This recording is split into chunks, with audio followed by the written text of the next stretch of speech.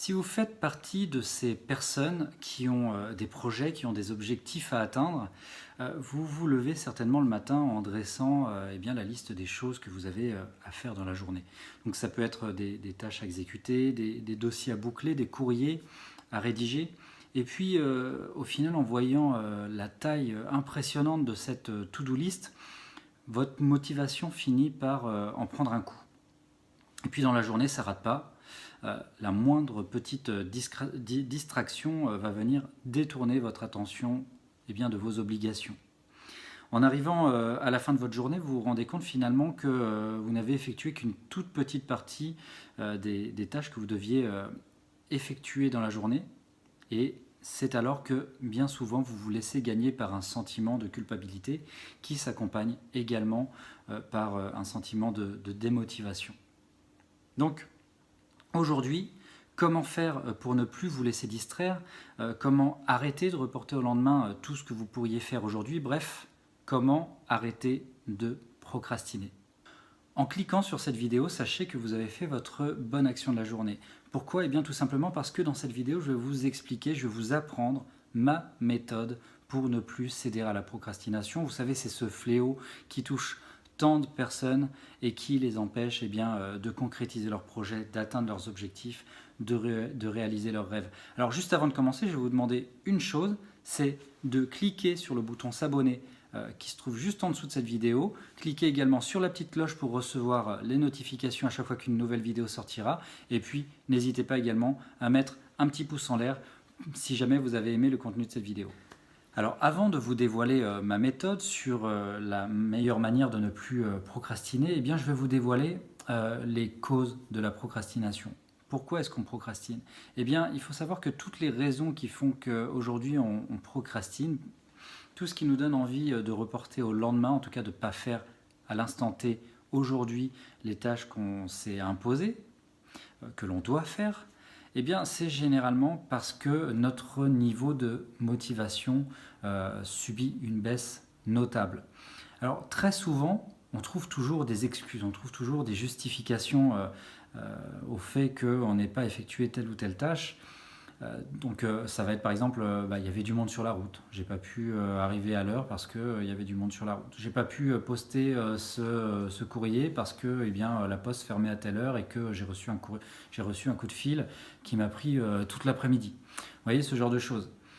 Eh bien, sachez que derrière tout ça, toutes ces excuses que vous arrivez à justifier, à contourner, etc., eh bien, il y a toujours un manque de motivation, une baisse notable de la motivation. Bien souvent, nous doutons de nos capacités à réussir. Vous savez, nous doutons de nos capacités à accomplir une tâche précise. Et il faut savoir une chose, c'est que le doute a tendance à nous paralyser. Et le doute, du coup, finit par nous empêcher d'agir. Ce sentiment agit alors comme un véritable inhibiteur de motivation. Et ce qui va se passer, c'est que lorsque nous doutons, nous nous retrouvons dans un état très désagréable, on a tous connu ça, qui nous donne le sentiment de ne plus savoir quelle décision prendre. Vous savez, on ne sait plus quelle action entreprendre. Et du coup, ça génère de l'hésitation et ça crée de la démotivation. Et puis, la principale difficulté est aussi que trop de doutes peut avoir un gros impact sur l'estime que l'on peut avoir de nous-mêmes et sur notre niveau de confiance. Et le fait de ne pas savoir comment s'y prendre pour réaliser une tâche, pour se lancer par exemple dans un projet, ou même le fait d'avoir peur d'échouer, ça crée des doutes. Ça crée des doutes en nous et ces doutes génèrent de la démotivation. Qu'il s'agisse des smartphones, de la télévision, du grignotage. Les distractions addictives ont un véritable pouvoir de détournement de l'attention. Une simple notification sur un écran peut réduire à néant toute la motivation qui est nécessaire pour l'accomplissement d'une tâche. Et ce qui donne un caractère addictif à une chose, c'est tout simplement qu'on y cède. C'est tout simplement que l'on perd la notion du temps.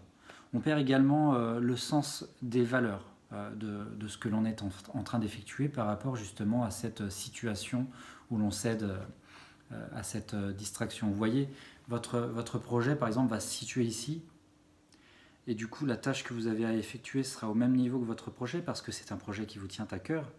Mais sur le moment, à l'instant T, eh bien, votre cerveau va détecter une distraction addictive qui objectivement normalement serait au plus bas. Okay, et lorsque vous y cédez, eh bien, hop, votre cerveau d'un seul coup détecte une sensation une sorte de gratification. Et cette gratification va venir comme une récompense pour votre cerveau et du coup va passer au-dessus de la tâche que vous avez à accomplir. Vous allez même complètement oublier pourquoi vous devez accomplir cette tâche. Quel est l'objectif final? Quel est votre objectif de vie? Quelles sont les raisons qui vous poussent normalement à accomplir cette tâche? C'est pourquoi il n'est pas rare, à l'instant où on décide de plonger son attention, par exemple dans les réseaux sociaux, eh bien, de trouver cette distraction plus gratifiante que de réaliser une tâche qui est déterminante dans l'atteinte de votre objectif. Il ne suffit pas d'être plein de bonnes intentions lorsque l'on décide de se lancer dans quelque chose. Il faut avant tout trouver la volonté pour se lancer concrètement. Je vous l'ai déjà dit plusieurs fois, la clé de tout, c'est l'action. Alors, je suis sûr qu'il vous est déjà arrivé à un moment précis, justement, par exemple, pendant un repas de réveillon de jour de l'an, de prononcer vos bonnes résolutions pour l'année à venir. Par exemple, vous annoncez, allez, demain, je vais courir. Et puis j'irai courir tous les 2 jours, toute l'année, c'est ma bonne résolution de l'année. Là, en général, quand vous annoncez ça, je ne dis pas que vous ne faites pas preuve de motivation, ou vous ne faites pas preuve de bonne volonté.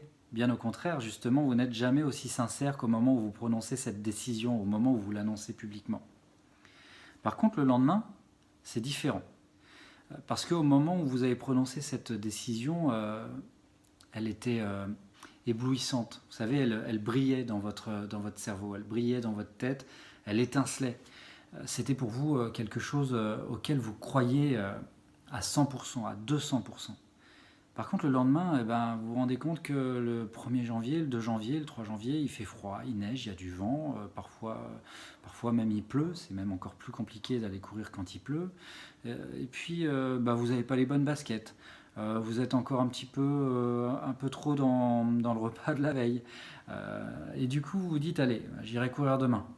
Et puis le lendemain, finalement, c'est pareil, parce qu'entre le 2 et le 3 janvier, il ne s'est pas passé grand-chose, il fait toujours le même temps, il fait toujours aussi froid, et puis vous avez toujours les mêmes baskets.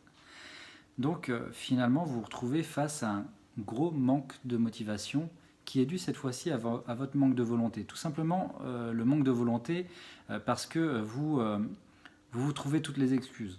Il fait froid, j'ai pas les bons équipements, dehors il pleut, et puis il fait meilleur à la maison, et puis j'irai courir demain parce que demain ils ont prévu une éclaircie entre 14h30 et 14h45.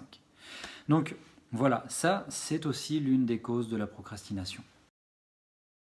Alors pour ma part, je fais partie de ces personnes qui travaillent dans l'urgence et qui en plus aiment travailler dans l'urgence. Donc mon cas en tout cas n'est pas quelque chose, n'est pas une généralité, donc je n'en ferai pas la promotion. Mais en tout cas, il y a des gens qui travaillent dans l'urgence et cette situation les met en position de stress, en position de mal-être parce que justement ils n'aiment pas, contrairement à moi, ils n'aiment pas travailler dans l'urgence. Et donc le sentiment de ne pas aimer travailler dans l'urgence, c'est une chose. Mais en revanche, le fait de travailler dans l'urgence, c'est une des causes de la procrastination. Pourquoi? Tout simplement parce que lorsque vous savez que vous avez, je ne sais pas, une semaine avant la date butoir pour aller poster un courrier caché de la poste faisant foi, eh bien vous n'allez pas y aller le premier jour. Pourquoi? Parce que vous savez que vous avez une semaine pour le faire. Vous n'allez pas y aller le 2e jour, ni le 3e jour. Après, il y a des gens qui le font, qui savent le faire, qui savent justement se responsabiliser pour se dire « Allez, je me débarrasse de ça, comme ça, ce sera fait ». Et puis, il y en a d'autres, justement, qui voient le temps encore devant eux, qui se disent « Ça va, une semaine pour aller à la poste et pour mettre l'enveloppe dans la boîte aux lettres, c'est facile. Je peux le faire demain. » Et puis le lendemain, il se dira la même chose. Et puis le surlendemain. Et puis au final, ils se retrouvent le dernier jour, la dernière levée de la poste est à 17h et ils y vont à 17h45 pour mettre l'enveloppe dans la boîte aux lettres. Donc ça, par exemple, c'est mon cas. Donc je ne m'en vante pas, mais en tout cas, voilà, c'est des situations justement qui poussent à la procrastination. Ce principe justement découle d'une loi qui s'appelle la loi de Parkinson et qui veut que lorsque l'on a une certaine durée pour réaliser une tâche, eh bien l'être humain, le cerveau humain en tout cas, va faire en sorte de prendre toute la durée impartie pour réaliser cette tâche. Donc si vous avez une tâche qui objectivement vous prend 2 heures à faire, mais que vous avez 4 jours pour la faire, eh bien vous allez mettre 4 jours à la faire. Donc vous n'y pouvez rien, c'est comme ça, c'est la loi de Parkinson. Sauf si vous réussissez à faire un travail là-dessus. Donc ça justement, le fait de travailler dans l'urgence, c'est quelque chose qui pousse à la procrastination. C'est l'une des causes de la procrastination.